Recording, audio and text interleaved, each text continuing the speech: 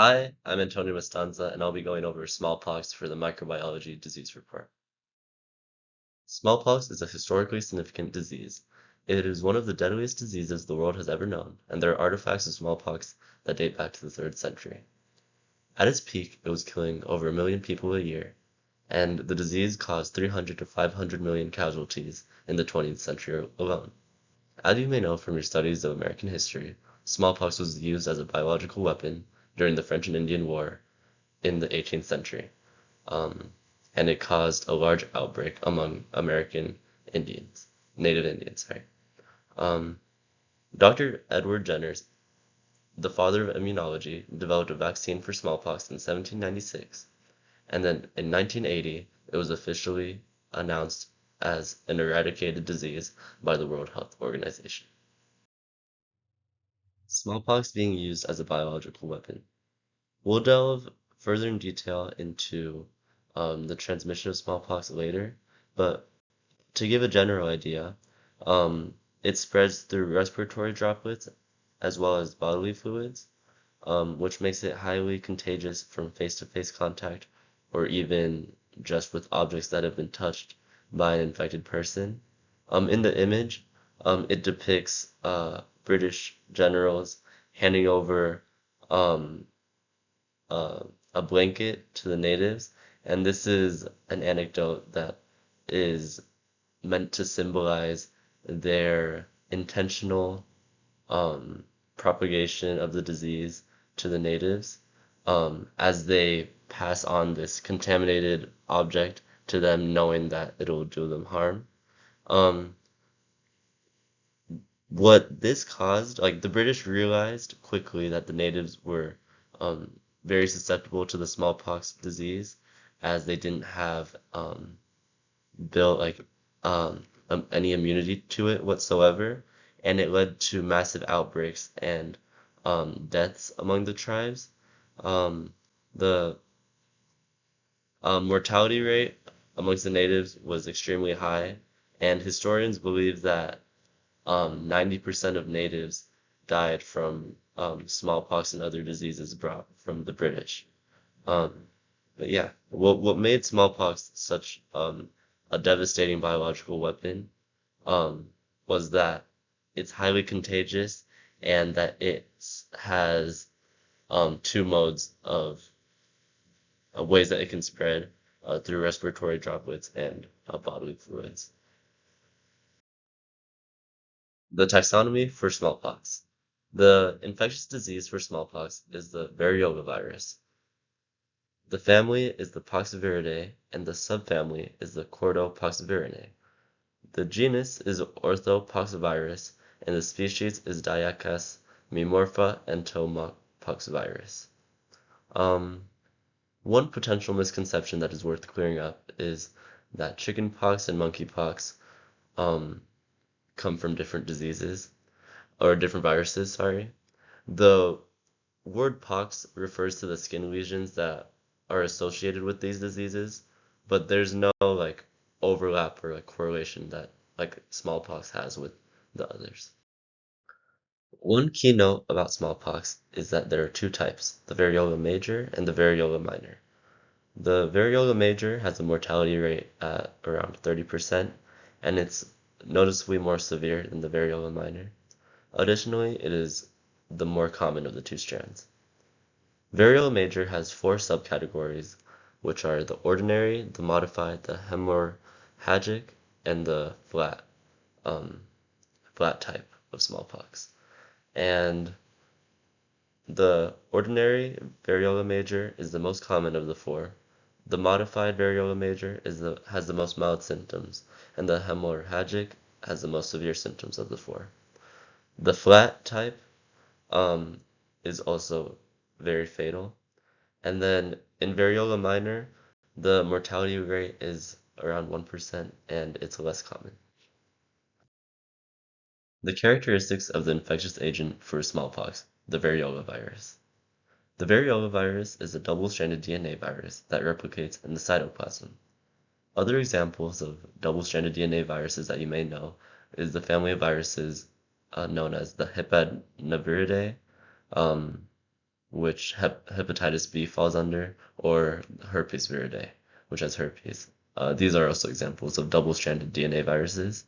And the shape of the variola virus, it has an egg-like shape, an ovoid shape, and it is enveloped. Here you can see the um, the two layers of envelopes with the outside envelope having surface tubules, and then there being a core envelope with the core in the center. The transmission of smallpox. Smallpox is transmitted through contact and air, and it can even be transmitted from the clothing of an infected individual. It reaches the individual through respiratory droplets or infected bodily fluids, which eventuate in the blisters. Um, that's why, for example, the clothing of an infected individual can have the bodily fluids from the wounds, and it can be contagious to someone else. Animals do not transmit smallpox, and additionally, there's increased rates of transmission at lower temperatures, so like in the winter time, it'd be more prevalent. The symptoms of smallpox. Smallpox has an incubation period of 7 to 17 days after exposure, and symptoms include general flu-like symptoms, including a high fever, headache, backache, and fatigue, feeling lethargic. And smallpox causes sores and blisters, with the spots beginning to appear on the face. And within 24 hours, the spots on your face, they can spread to your, or they will spread to your arms and your hands and the rest of your body. And these blisters are filled with pus, and then even when the blisters go away and like heal, they leave behind like scar lesions and indented like grooves in the skin, which you can see in surviving individuals that have had smallpox. The epidemic history of smallpox.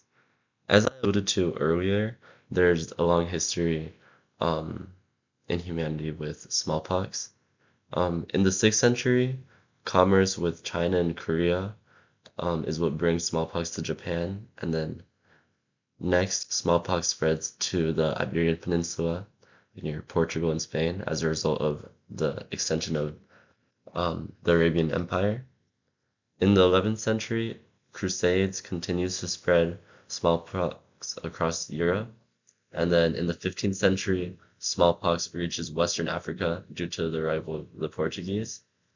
Um, the slave trade conducted by European powers in Africa brought smallpox to the Americas and the Caribbean, namely Central and South America.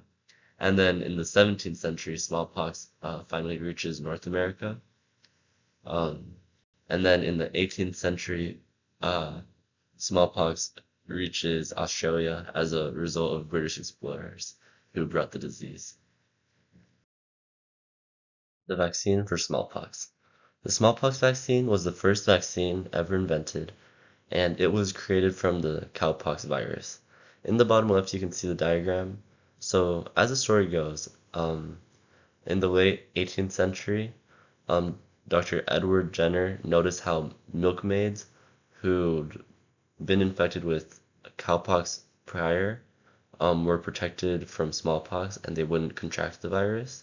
So he used his understanding of variolation and kind of was the first to make that connection of perhaps cowpox provides protection to smallpox.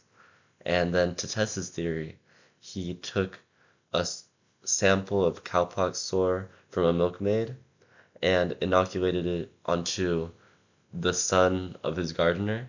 And then months later, he exposed the son of the gardener multiple times to smallpox, and um, he never contracted it.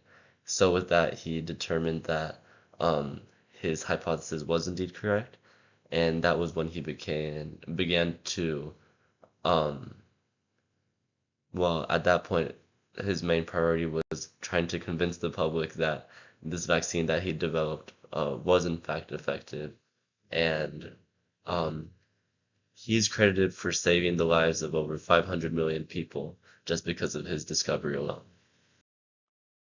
So as described, the original vaccine for smallpox was developed from the cowpox disease by Dr. Jenners through the variolation process. And real quickly, variolation is a method that is no longer used. It's an obsolete method in the medical world, and it consists of immunizing patients against the disease by infecting them with a substance from another patient. And so they'll take a mild form of that disease and introduce it to a new individual. And it causes the person who just received the vaccine to display signs of like the symptoms for maybe a week, 2 weeks, and then after they recovered from it, then they're protected from the disease. So that's what occurred with Jenner's, like his gardener's son, for example. And in this case, they used variola minor, which has the more milder symptoms of the two, um, as this would make it safer for the patients receiving the vaccine. And in the 1800s, however, the smallpox vaccine changed from being derived from cowpox to now being derived from the vaccinia virus, which happened to be more similar um, to the smallpox virus and thus making it more effective.